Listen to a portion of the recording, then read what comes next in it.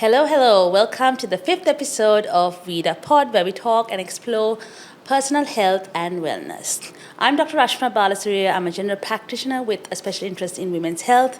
And today I'm so excited for today's episode. We're talking about women's health and having a very timely conversation on sexual and reproductive health and rights. So today I'm honored and thrilled to have Ms. Anuki Premachandra, who I've known for a very long time. She is a social activist, a sexual health rights advocate, and a brilliant communication strategist. She's known for her powerful work in sexual health activism, including very pivotal campaigns on period taxation, and she works to improve youth engagement in policy making.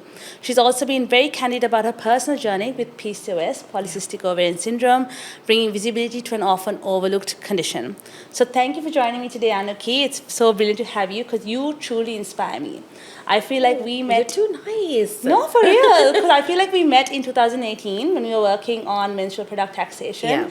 And you were so young at that time. I was. But you had this immense energy Yeah. to fight the world. Yeah. Oh, God. Which I truly admired because I was like, damn, this girl is doing amazing work with her voice.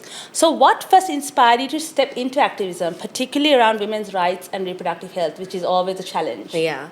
Well, firstly, that introduction was, amazing, glowing. Thank you. You're too nice. But yeah, I think I thought about this question when, you sent over the list because it was hard for me to figure out when exactly that fire ignited, But I thought about it a lot and I realized the family environment I grew up in, my mom especially, was very open to having conversations that were not maybe the cultural norm, or like she allowed us to be curious and question cultural norms. I was really thinking about this and I was thinking, where did that come from? Like, why wasn't I too scared? Especially like you said, you maybe met me when I was, I don't know. Early 20s? Early 20s, yeah. And I didn't know too much also about the disparities, disadvantages. I just knew a little bit, but it made me really angry. But I realized that was probably because growing up, I was allowed to question cultural norms. And sometimes I think even with my mom, if the logic didn't make sense, she was open to thinking about things differently. And now, like as an adult, looking back, I think that's really where it's, where it like switched. sparked like little, awesome.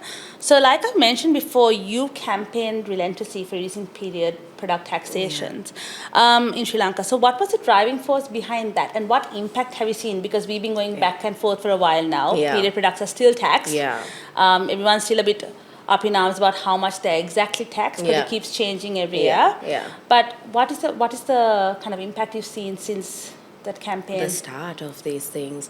Well, actually, this all started with me joining the Advocate Institute. I was, one of the first people, in the teams. This was, again, I think around 2018. And I remember inside we were doing some research around taxes, import taxes specifically. We were looking at different products, different baskets, household, all of these things. And in that, they also happened to look at diapers and sanitary napkins. And at that point, one of our directors actually, I think they had just had a newborn, and he was talking about how expensive diapers were, and he had written this really great piece about that, but in that also mentioned sanitary napkins. And that kind of started spiraling. And then, I think that was one of the first pieces I read that I was like, what? Wait a minute. This is not fair, because at that point it was like 102%. Yeah, 101.6, I think. Yes. Yeah, that. It was just a mad amount when you think about a basic biological process being taxed 101%. Yeah, it was not okay. This was import taxes, but the way the market worked, this allowed even for the local product to be, to still not be could have been more affordable. I think is what I'm trying to say. So that's what spiraled. But the activism and campaigns around this kind of like grew from there. Yeah. Because I remember there was a piece that Amita Ruthpakasam had written, and I think it was like an investigative article, and she very beautifully connected the dots with this, and then the actual real life impact it has on women, girls, education, work, the workforce, all of these things. And I think that was what, for us also, we then built from to create a comms campaign. I think things just spiraled from there. That was amazing. Because it exploded. It did. Yeah. It was great. But like you said, looking back, because now it's been close to like a decade's fight, right? Do I see a lot of progress in terms of like more people talking about this? Absolutely. Yeah. So that's been great. But do I see a progress in terms of actual like access and affordability? I don't Not think that so. much, Yeah. So I think we're still kind of in that same, I feel, Yeah. place we started in a way. But yeah, we need systemic change. And I think, like we spoke earlier before the podcast as well, it's the same people who are fighting this fight. Yeah. So anything related to Yeah. menstrual health, period poverty, it's you, me, and a bunch of the same people going for this, still trying to fight. And I think at the moment it's around between 20 and 30% taxation for imported menstrual products. Okay. But I think, like you said, the key thing is that the local market then plays around with their prices because it'll always be cheaper. Yeah. The economics of it all, right? I know. At the end of the day, it's not looked as, and I think this really frustrated me in our initial conversations with policymakers as well. It wasn't looked at as a health conversation. It was still looked at as a product, in your basket of goods. When actually the implications of this product being out of reach is like widespread, in a country with in a country with half the population that's women, to all these things. So that's the frustration there. I mean, we can talk about this all day long because this is like what we champion for all the time. But anyway, moving on. During the pandemic, we spoke a lot about access to sexual and reproductive health services and essentials. Yeah. Can you share about what the pandemic taught you about systemic gaps in healthcare, especially when it comes to the Sri Lankan healthcare system? I think definitely for me, like during the pandemic, hearing stories from real women was such an eye-opener. Especially to how fast things can go from, I don't know, 0 to like minus real fast, right?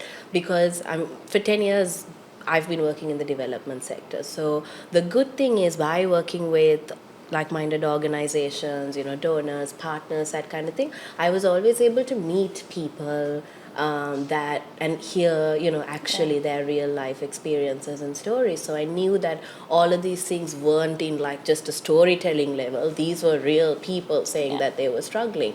And I remember during the pandemic, we were working with like a market research partner to understand availability. We were looking at brands that existed, Colombo, suburbs, major cities, and then like marginalized communities, that kind of thing. It's very simple, basic thing we were trying to do.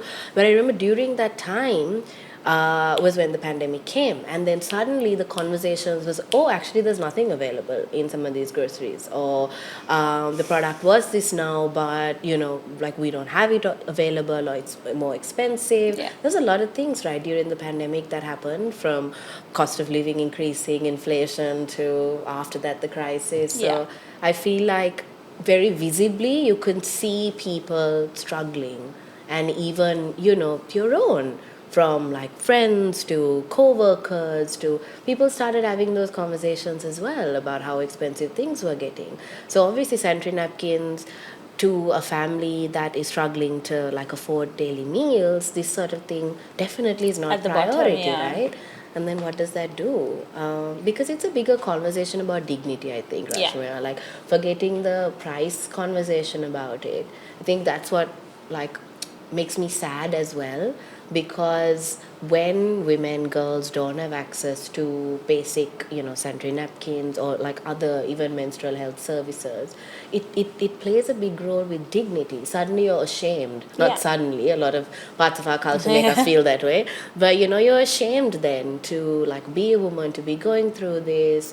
And I think that has like psychological effects on the way we present ourselves, to all of those things. So it's a bigger conversation. And even like accessing services and like, medical services, if you have a menstrual health issue, you're more reluctant to it because there's all the stigma and shame. 100%. Sometimes you don't even want to like, my journey with PCOS. Yeah. It took me a while to even be like, oh, something's wrong. I need to go talk to someone, Yeah.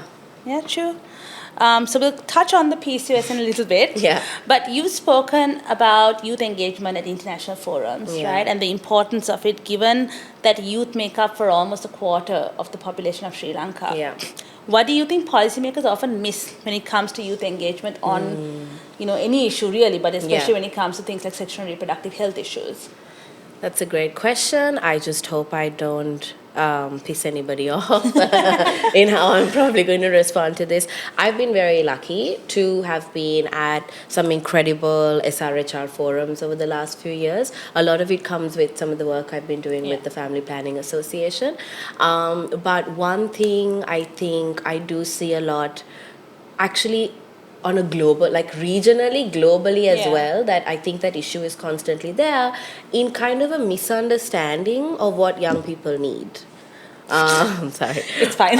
Thank God. Of what young people need in that moment of time. Because most of the time, sometimes research is outdated. Yeah. Pandemic happens, then you do a research about the effects of the pandemic. So, you're always looking at it retrospectively, right? And I still see that happen a lot in global conversations. And a lot of these, because it happens retrospectively, is also driven by people who are much older than the young population they're trying to target these services for. So I often feel like there is a mismatch, and there is some sense of like tokenism when it comes to youth volunteering.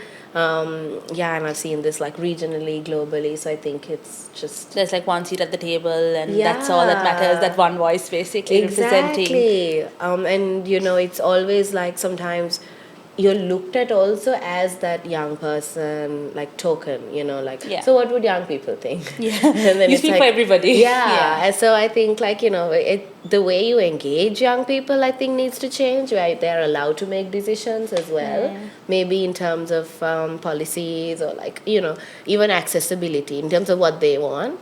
But I think it's happening slowly. Yeah, I think that's kind of also one of the reasons our ministry and Ministry of Health especially, sometimes the communication tools that are used, you miss it because the youth today are using something completely different. Correct. Even the language they use is completely different. The platforms they use are different. So sometimes I think when it's an older person making those decisions on policies and how to explain it, they completely miss the target. And they're looking at it also from like a health practitioner point of view. This is another thing I always struggled with, because at the core of it, it's a societal, like it's more than that, right? So even in how you communicate these things, it needs to be a lot easier and not like heavily health focused, 100%. Big words, all of that. You're not really getting the point across to anybody. Exactly. Okay, so I'd like to pivot a little bit now into your journey with polycystic ovarian syndrome. So recently you spoke a little bit about your diagnosis when it was Sexual Health Awareness Week. But I'd really like to know more about it, especially about when you first realized you had PCOS and what that experience was like. Okay. I didn't realize it. My friends did. And I have an incredible group of girlfriends. We've been, close friends through uni. I think we're all diagnosed with PCOS at this point. I'm not sure. I need to check with one of my friends, but out of the 5 of us girls, I think we all are. So it was almost like we've kind of been there for each other in this journey of discovery and then figuring out how we needed help.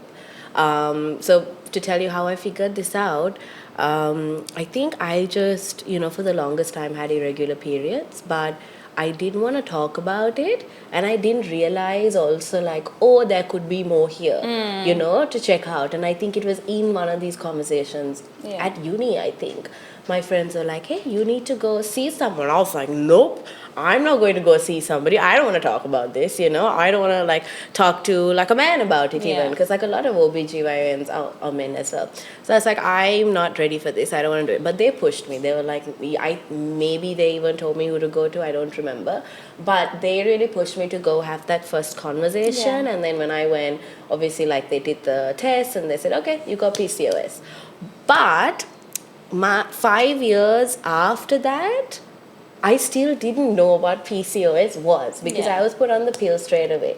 And to me, that solved this problem of irregular periods. So like I actually didn't realize that I still had PCOS, and it was just more than just this one symptom for a long time, until I think started working more closely with you, thanks to you and thanks to Khadija, who's a nutritionist.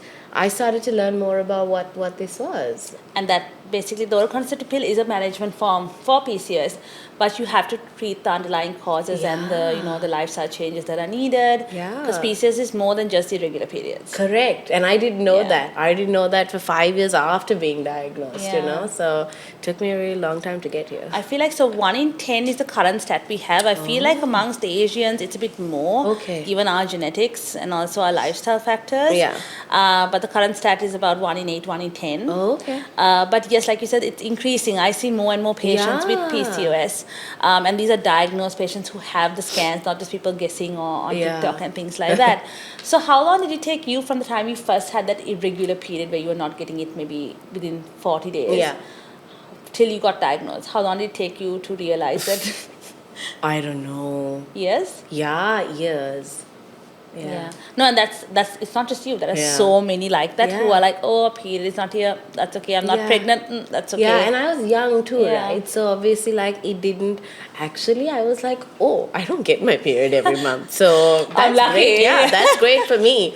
Until my friends were just like, hey, no. And there's a lot more going into it than more than just missed periods. It's like difficulty losing weight, the brain fog, the procrastination, the fatigue. I didn't realize. Yeah, it's true. So PCOS is really physically and emotionally challenging. I mean, you know that. How has that shaped your perspective on women's health advocacy? Wow.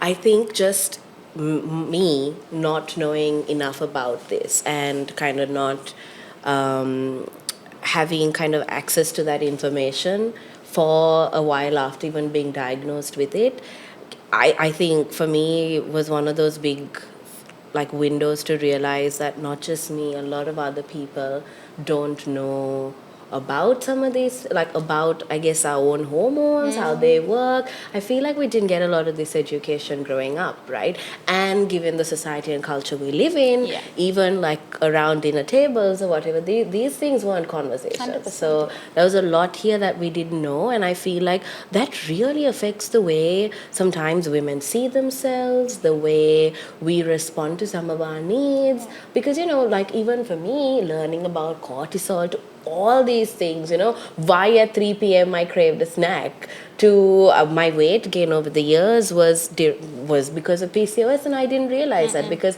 the weight gain is always linked to eating here, and food habits and cravings and that was constantly like I was putting lots of pressure on myself. I was working out, I wasn't seeing results, and I just didn't know what was going on until I sat with somebody and they were like, this is how your body works because you have this overlying condition.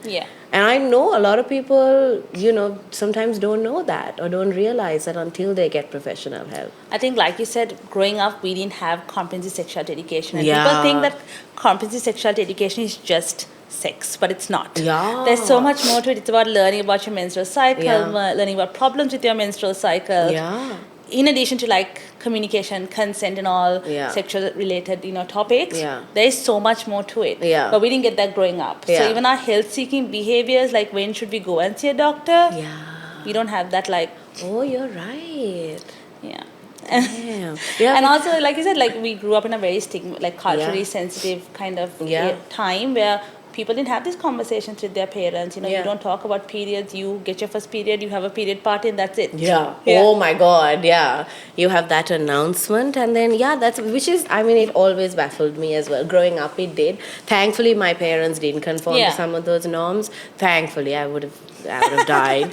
But that was always a question, like, oh, you're okay to like announce to the world, but then we're not okay to have conversations actually about what you might be going through.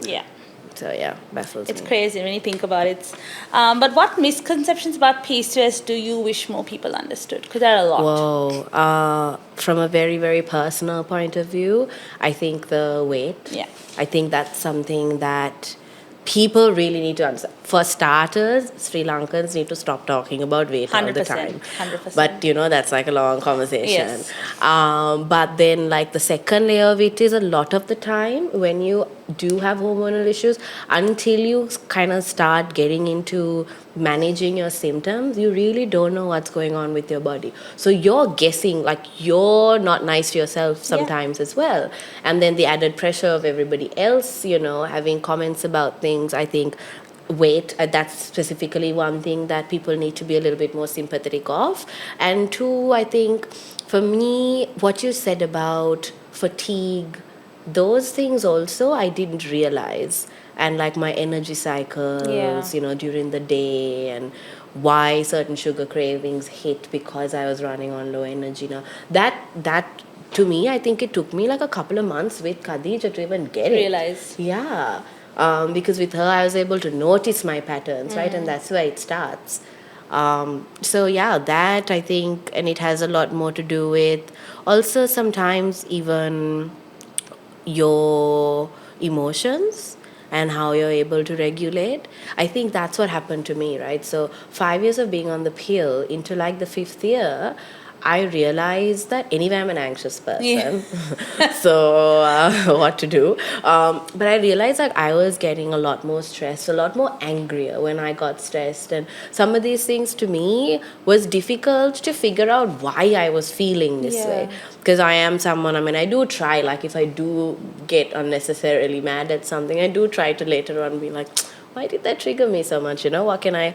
there came a time where I couldn't figure out why certain things were irritating me or making me angry or making me emotional. And then I think one day, point blank, I said, I'm going off the pill. Because anyway, one of my friends, when I first got onto the pill, he was a medical student at the time. And he sat with me and he was like, Anuki, so this is long-term effects. And I wasn't ready to hear it at the time. Yeah. Because at that time I was like, this is what my, gyno gave me. It's helping me with my like cycle. So I'm just going to be on this, But I think into that year 5 or so, when I couldn't figure out what was happening with my body, I realized, he also told me about this. And I started having more conversations with people.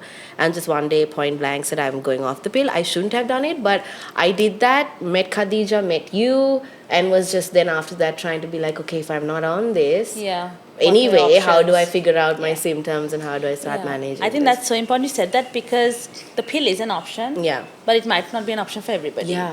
And the other thing is, PCOS is not like a one-size-fits-all where everybody gets the exact same symptoms. It's that's a huge spectrum of symptoms that you get, and it's about individual management. Do you know what I mean? You can't manage everybody the same way. Yeah, correct. And yes, so the pill works perfectly for some people, but for some people it just doesn't. And that's why you kind of have to like look out into other areas as well when it comes to PCOS. So I hate the word balance, because especially as a mom, there is nothing called balance. It puts this unrealistic pressure, on you. But how do you manage your health with such a busy lifestyle, the demands of activism and your professional career as well? How do you kind of manage everything or give priority to managing your PCOS? Because that is something that I think a lot of people struggle with in today's world, especially. I did too. I still struggle with it, I'm going to be honest. Like you said, I also don't think that the word balance, I think, is just not... It's not a right way to look at juggling the demands of life. But I do think... So I think in the last 2 years, I've gotten a lot better at doing certain things that have helped me manage my symptoms. So I think I am quite proud, at least in the last 2 years. It's like, okay, you've done some things and now it's working out well for you. And one of those things was... So I actually... No, I obviously, right, you need to be active. So there's a couple of things you need to do in terms of lifestyle changes. And I realized that at the core of it, I struggled a lot with being fit and active. And that's because even when I was a child, I swam, but beyond that, I didn't do anything. And, I was like the last person to be picked by the house if like there was a running event. I was like that token person, So I was really terrible at it. And I think the minute I got diagnosed and I was told to be active, I was trying to force myself to go to gym. My gosh, at one point I did these HIIT workouts and I wasn't losing any weight. So then obviously, like in my head, like something's wrong with you, nothing's working out for you. Until I found things that I like to do. Yeah. So now I think even in terms of being active, like I figured a couple of things that I like to do, and that way you don't feel like, the time, you don't feel like you're trying to wrestle time to do these things and actually want to go and work out. So I think that's that mental switch needed to happen for me, because or else I think I would have been struggling. I'm still struggling on the food side of things, I'll be honest with you. I love food. So I am still struggling on that side of things, but even then, like having those conversations with the nutritionist, figuring out what I should be taking. Also, like, I know I shouldn't be like listening to TikTok and advice. I don't recommend that to anybody. But if you, sometimes there are people that talk about medical research. Like there are some accounts and people that you can still get some kind of information from. Obviously you need to make the decision of whether you want to go down that road or not, but I have had some luck because now there's a little bit more research coming out from on women's health perspective of women, not perspective of men. So being kind of up to date about some of that has been helpful for me as well as we figure this out, because there's a lot of stuff that's not available in Sri Lanka too to help manage, right? So need to so like you said, I think if you are following TikTok, I would say take it with a grain of salt. I do need to keep that because you really need to make sure that it's medically evidenced and there's 100%. Enough research behind it, because a lot of people will say a lot of things that are not medically evidenced. So just a little tip there. I'm sorry I said that. No. But also like PCOS as a topic, I think now is like, it's like being greenwashed. True. Everyone like wants to talk about it and be a creator about PCOS, so she's right. So make sure people are speaking about it, have the credentials to be able to speak about it. But you are right, like there is a lot more kind of research coming up, especially ones that are driven by women rather than men, because then we're looking at different things also. So your work in communications, what role does storytelling really help when it comes to social media or public speaking? What role does storytelling play in breaking stigma? Huge. Because I feel like, or else, especially things that are stigmatized, we try to put it into like these technical boxes, right? Or talk about it in very technical terms, especially when women's health related stuff. And the more you do that in that space, you're not necessarily like talking to real people about these problems in a way they understand. So I feel like storytelling in that sense, or being able to narrate lived realities of people to help others understand why something is an issue, is the best way to go about doing social campaigns. Like you said, like my core, I guess, and where my passion lies is in doing comms. And over the last few years, more decade now, I've done a lot of development comms. So that's a lot of advocacy and campaigns, sometimes led by myself, most of the time sometimes for other CSOs, NGOs in that space. And the more you do that kind of work, you realize that you need to sometimes be talking about real life experiences, lived experiences of people, just to kind of raise that alarm and say, hey, this is not just like a theoretical conversation. This is like today, and we need to do something about it. So storytelling plays a huge role. Yeah, I think especially one good thing you've done is also got men engaged in women's health issues in terms of like storytelling. I think I've had like great friends also, and a circle of people that have been completely like supportive of these conversations, and I think that really helps, right? Even within your own friend circles, 100%. If you're just able to be very honest and transparent about it, you build that kind of community around you. I like that. If you could change one thing about how Sri Lanka, or really South Asia more broadly, approaches reproductive health policy, what would one thing it be? That's hard. That's or multiple things, depending we'll go on. It'll be like a list for Santa. The one thing I think is just stop deprioritizing it. Like that's, I think, one of the biggest problems. If it's a women's like health related thing, there is always the expectation that it needs to come from the women's ministry, or it needs to come, like there is always that, right, where some of these issues are not looked at as basic human rights conversations. They are looked at in this different lens. So suddenly, all of the men making the decisions don't, find these things important enough. I guess having women in leadership and decision making roles always help, because then the conversation is a little bit easier, especially in this part of the world. But I think like one of the big things that need to change is deprioritization, and like systemically, I don't think that a lot of the time solutions in public policy in Sri Lanka sometimes are looked at systematically, and that is a problem, right? Even in the case of sanitary napkins, like we were talking about it earlier, just like my political views wise, I'm not somebody that actually believes in the long-term gain of subsidies. Like I understand that it's a plaster to like the bleeding wound that you need. But is it long term? Are you making sure that people will have access to this after the subsidy is over? Like, is this something that's going to live on after like one government administration? So I don't think a lot of the time it's looked at systematically. True. So what advice would you give to young activists, especially women who want to make their voices heard? Fight. No, I mean, I think the good thing is we now live in like a space where you have like-minded people. Like for me, when we were doing this, like you were in it, there were so many other people that were in it that said, we will support in different ways. And, from yours, it was like a medical perspective, very much needed. And there was like, a bunch of people, journalists, like storytellers, activists.